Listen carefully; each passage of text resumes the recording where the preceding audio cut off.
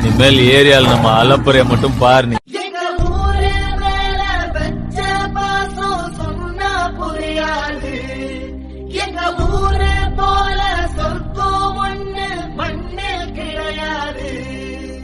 அப்படின்னு பெரிய ஊரு பெரிய திருவிழா எல்லாரும் ஓவரா பில்டப் கொடுக்குறீங்க.